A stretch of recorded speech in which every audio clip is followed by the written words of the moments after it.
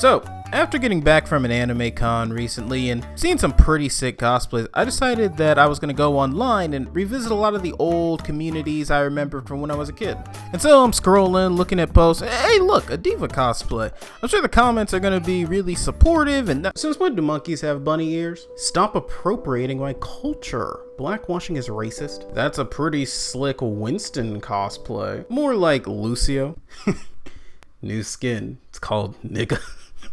Hey, what's up, y'all? I'm Black, I like anime, and in this video, I want to discuss racism within the anime community. And not just through the lens of harassment, but why is it that despite so many prominent Black content creators and even celebrities at this point being so big into anime, stuff like this, and this, and this keep on happening? And I mean, look, part of it's racism, like, yeah, duh, obviously, but I also do think that there are some really interesting discoveries in breaking down why people like Mr. Trevor Derek Ward here think the way that they do.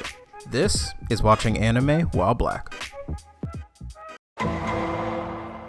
Representation. Is that a liberal I smell? Look, believe it or not, representation isn't some vehicle by which to replace white people. Most of the time, people create characters based off of a lot of experiences that they personally have had. Now, considering how homogenous Japan actually is, it shouldn't really come as a surprise that a lot of anime in the past heavily features Japanese people, or at least people who are coded to be East Asian. There's nothing inherently wrong with this, but it should be expected that as anime continues to grow in popularity, especially in the West, there are going to be some Black people that want to get in on the fun.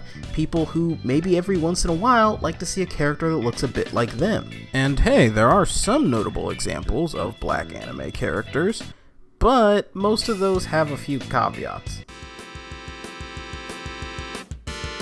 So if you take a look at any thread discussing Black characters in anime or representation or any sort of thing like that, you're typically going to run into something like this, one of these collages attempting to show off that the wealth of Black characters in anime is actually so plentiful if you just open up your eyes and look. But see, I'm gonna have to be honest, most of these characters are garbage tier. Most of these niggas y'all can't name. I really, like, take a look. I'll give it a second. See how many characters you can name correctly.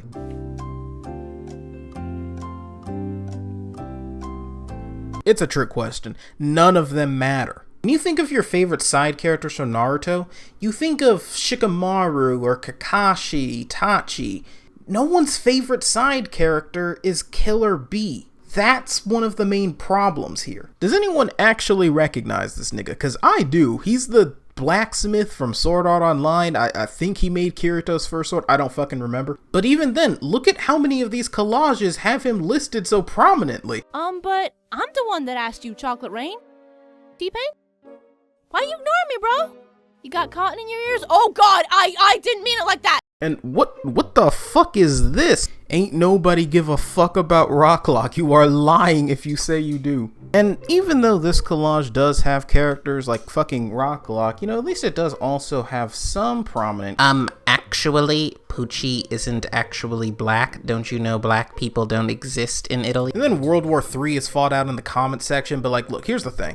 A lot of the time, the same basement dweller who makes this sort of argument actually kind of has a point. Hold on, let me explain. In my opinion, there is a world of difference between a mangaka who creates a character to explicitly be African, or at least to be the equivalent of African within their universe, and a mangaka who just sort of designs a tan girl with a distinctly Japanese name meant to look dark in order to be attractive, but oh dear god, not too dark, else we scare away all of the Japanese fan base. I know there are people that it would hurt to hear me say that Mirko or Poochie aren't actually Black representation, but I think we should focus less on trying to take characters that sadly weren't even meant to represent us, and instead put energy behind backing people in projects that are genuinely working to make anime a more inclusive space. But hey, that begs the question, what about the representation that is out there? low-key, half the shit is stuff that get in the American cartoon canceled after the episode aired. Like, just legit Jim Crow type shit. The other is just kind of a mashup of stereotypes and generalizations that make you kind of squint. Like, would generic trap music really be playing right now if this wasn't a melanated individual on my screen? Like, I don't know. I kind of doubt it. And you gotta understand, I like the characters I'm showing right now. Like, these are the good ones. It's really sad to me that there are a ton of black cosplayers that either quit out of straight up harassment, or equally awful in my opinion, a lot of them quit because they realize they're seen by so much of the community as worse, as less accurate, as lazy. All accusations that have followed black people throughout media since media existed. Gee, history really does repeat itself, huh? But hey, let's not get too bogged down in the nerdy minutia of it all. What I really want to do is take a look at some of the, quite frankly, dumbest arguments against black representation in the community I've personally had the displeasure of reading. Okay, so one argument you'll see mostly from Japanese people is that black people cosplaying or trying to make manga or write anime or whatever by themselves is cultural appropriation. This take is garbage, but I want to seriously break it down because I think there's a lot that can be learned from what makes niggas say dumb shit. Hey, this is editing JD here. So actually, as I was getting ready to talk about the Art Shitagio, which as far as I'm aware is the only black-owned anime studio in Japan, which is a crazy thing that actually, you know, is a successful project and everything. I'm very happy about that. I was visiting their wiki, just trying to get like background footage and stuff, like maybe just like scrolling through it or whatever. And I came across this section of the wiki here, which I'm guessing, or at least hoping, was edited recently.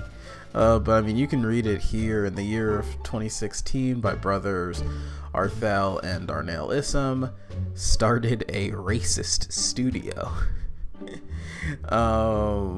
Which is kind of just perfect for this segment. It's like literally exactly what I'm talking about, and it's genuinely like, when I saw this, I was like, I was sad obviously, but I was also like, man, this is just perfect.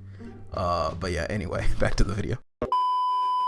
Now, before we get into debunking the cultural appropriation argument, I do think it's important I actually lay out a definition, since it's a term that's misused so often. So bear with me for a second, let me put y'all on game, and explain why this shouldn't even be a discussion. Cultural appropriation is when a member of a majority group takes elements of a minority group's culture for the purpose of using it in an exploitative or disrespectful manner.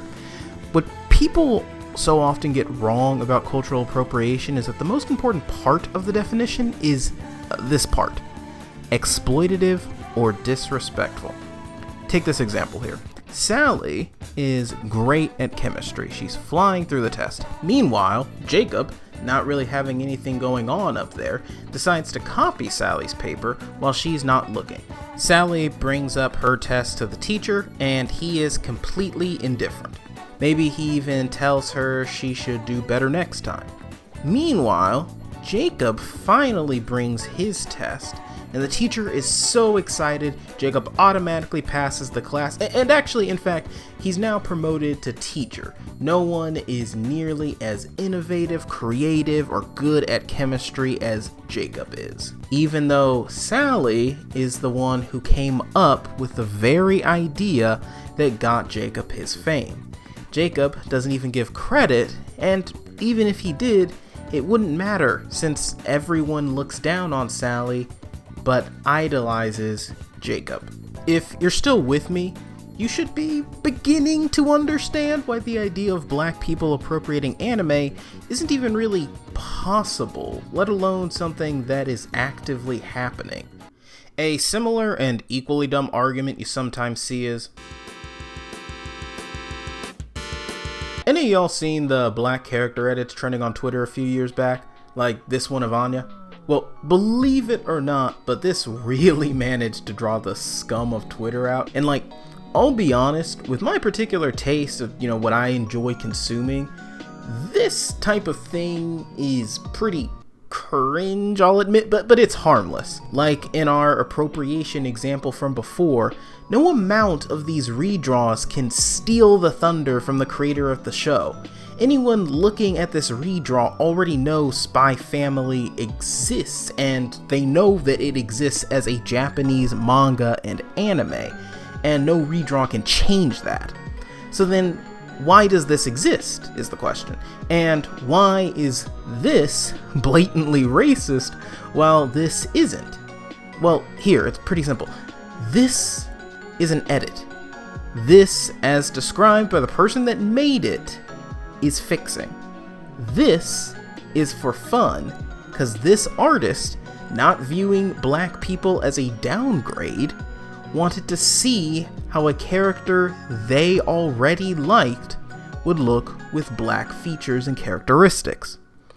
This is a degenerate's attempt to get back at a black person when their fragile sense of superiority was challenged. The fact that I've seen people unironically call anime a medium for white people is like equally parts gross and genuinely confusing. I have to assume these are in fact either trolls or legit just like Aryan Brotherhood members whose nephew showed them Howl's Moving Castle or something. These people are the stereotype. They are the ones who talk about how much they hate black women only to jack it to like a Megan Thee Stallion video. God, I wish I was a plantation owner in the 1800s so I could legally own Nessa. Brother, I mean, who posts a comment like this? Man, I really set out not to make any strawman arguments with this video, but how else am I actually supposed to read that? And I'm 90% sure this is just trolling, 90% sure, can't be too sure anymore.